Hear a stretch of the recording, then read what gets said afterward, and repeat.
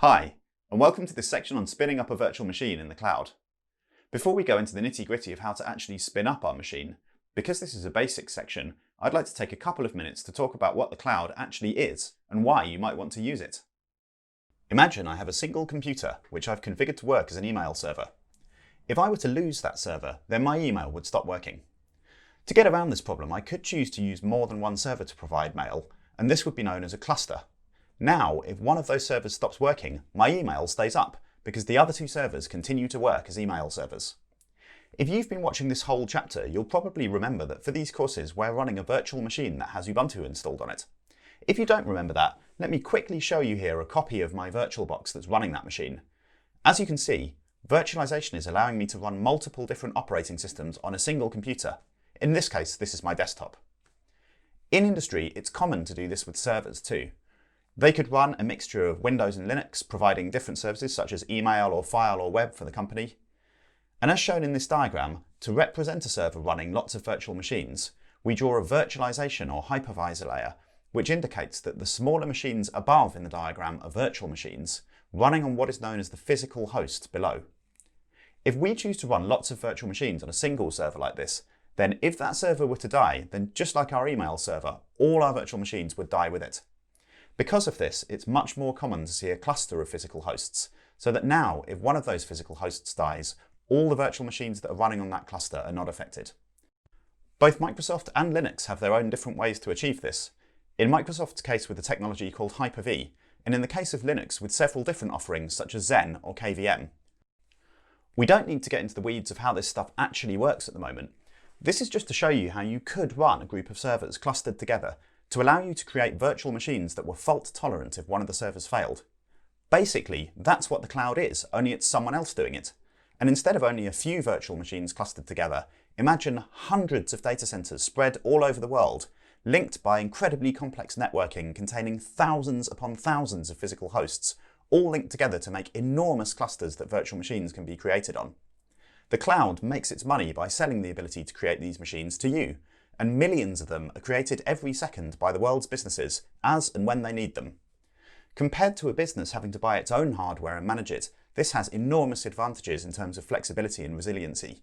If one of these locations breaks, or two, or even three, it won't affect your service, as it can be seamlessly balanced across multiple locations, and to your customers, it will always remain up. Let's take a look at how to spin up a virtual machine. First, we're going to need an account with one of the big virtual machine providers. At the moment, none of them have found it in their hearts to bribe me into recommending them, so I'm going to say that they're all about as good as each other. But please, if you work for the marketing team of any of these companies, don't be shy about getting in touch and asking me to sell out. In any case, chosen at random, let's go to AWS, which is the cloud provider owned by Amazon. As you can see, if you browse to aws.amazon.com, there's an attractive orange button for creating an account. And if we click it, you can see some standard forms for creating one. I've already got an account with AWS, so I'll leave you to create one in your own time while I log in.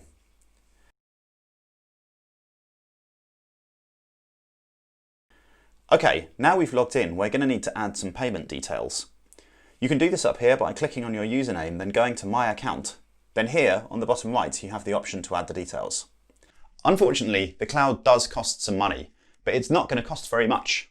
In fact, to do these courses, I would estimate it's going to cost you less than £10 to complete all of the chapters. And bearing in mind, if you get a career in Devops, you're going to get paid an awful lot. I think you're going to make most of it back. Having said that, it's also possible to get into something called the free tier on AWS if your usage is low enough and the machine instance is small enough. I won't go into too much detail here, but you may find that quite a lot of what you do, you don't have to pay for at all. Right, let's take a look at how to spin up a virtual machine. Click up here on Services. Here you can see all the different things that AWS has to offer. Along with virtual machines, AWS and most other cloud providers sell a huge amount of different hosted computer products. Don't worry about that to start with though, we'll touch on a few of them later, but for now let's keep it simple and go to the virtual machine section.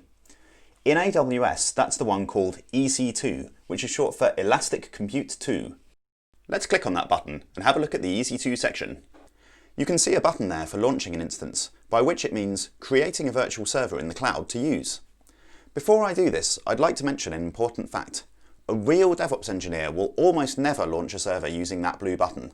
That blue button is for Kevin and Sue from the chapter on Git, old school engineers who do stuff manually, still own a Nokia phone and submit their timesheets using a fax machine. The only reason I'm showing you this in these courses is that it's the most basic way to spin up a virtual machine, and for those of us that have never done it, it's worth doing once. Real DevOps engineers do everything in code though, and in chapter 2 I'll be showing you how to do just that.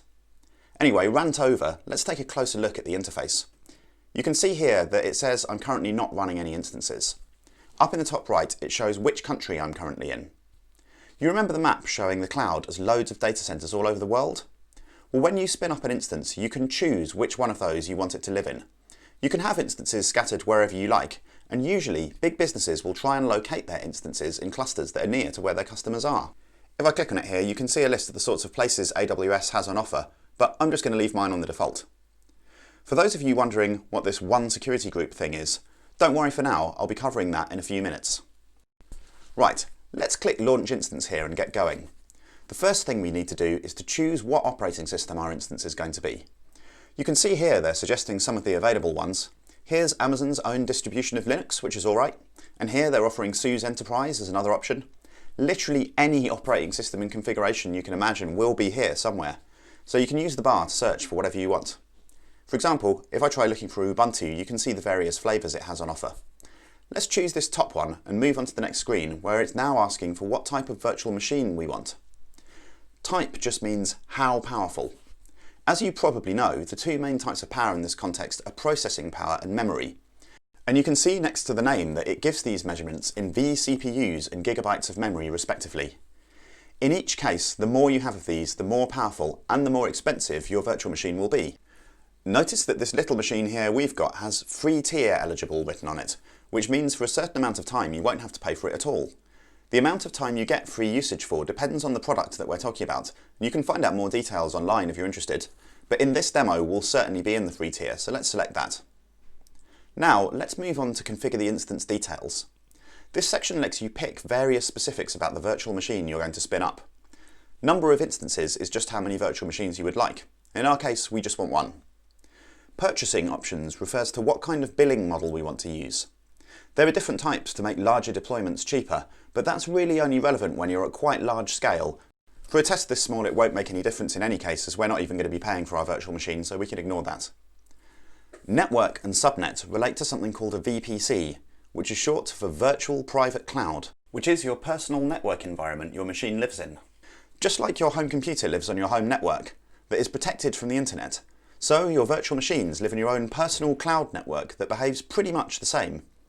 You can make more than one of these if you want to separate your machines, and in later courses I'll be covering this in much more detail.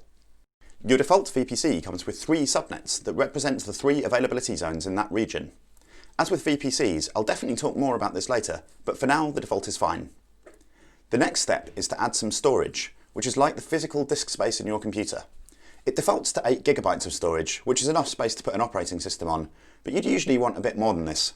Having said that, it's perfectly fine for our test, so let's leave it. You can see here there's different types of storage you can use, but generally AWS is good at picking the default option that you want to stick with. And in this case, the storage GP2 is all we'll ever be using throughout this course. Provisioned IOPS storage is only really used for very high performance storage situations, such as those that involve a database, and we won't be getting anywhere near that requirement in any of our testing. You will probably never click on magnetic storage in your entire career.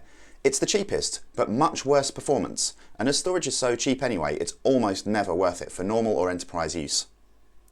The next section here is tags, which allows you to add arbitrary labels to your machines. This can be useful for identification and grouping, but it's not really needed by us. Security groups section, however, is an important one. Security groups are like firewalls, and to be able to access your machine, you must open the correct ports for the service you are using.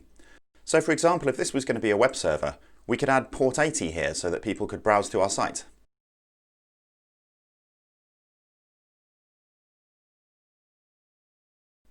The source is the network address that people are allowed to access that particular port from. So for example, if my IP address was 1.2.3.4, I would use a 1.2.3.4/32 network address to mean that only my address could access this machine on port 22. If you want everyone to access a particular port, for instance so that everyone can see your website, then just use 000/0.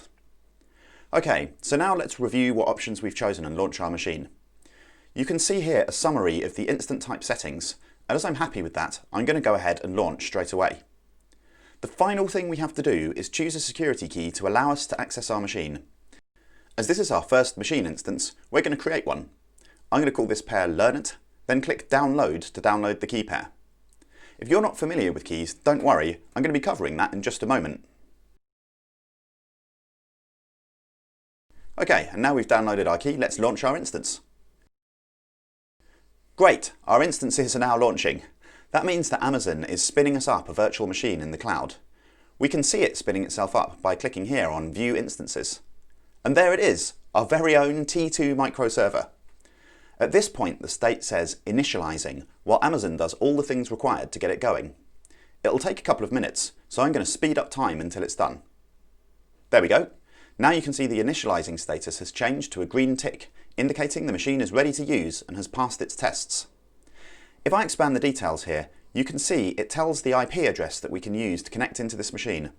Let's copy that to the clipboard, as we're going to use it in a moment to connect into that machine and browse around a little bit. Notice it also has a private IP address, which is the internal address it received from the VPC it is in. Again, just like in your house where your computer probably has a 192.168 address given to it by your home router, this machine has an external IP, but also an internal IP given to it by the VPC.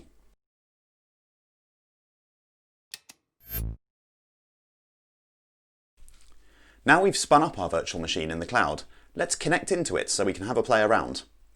To connect to it, we're going to need both the external IP address of the machine and also the private key from the pair we downloaded when we created it, which ends .pem. First, we need to copy our downloaded key to the location that will allow us to use it. This is a default location that is common to almost all Linux distributions, such that if you copy a key to it with the name ID_RSA, then you will identify yourself to any servers using that key automatically. Now we've copied it, we also need to secure it by changing the permissions to be readable only by the owner of the key and no one else, using chmod 600. We're going to connect into the machine using SSH, and as usual you can see a list of options if you write the command on its own here. In our case, we're going to say SSH-V, which means verbose, followed by the username, an @ sign, and then the external IP address of the server we just created. You might well ask here, how come you knew the username was Ubuntu? We never specified that username. And yes, you're right. But with Ubuntu distros in the cloud, you just have to know that. And other brands of Linux will use other usernames like root or EC2 user, and in each case it's just something you have to look up online in advance.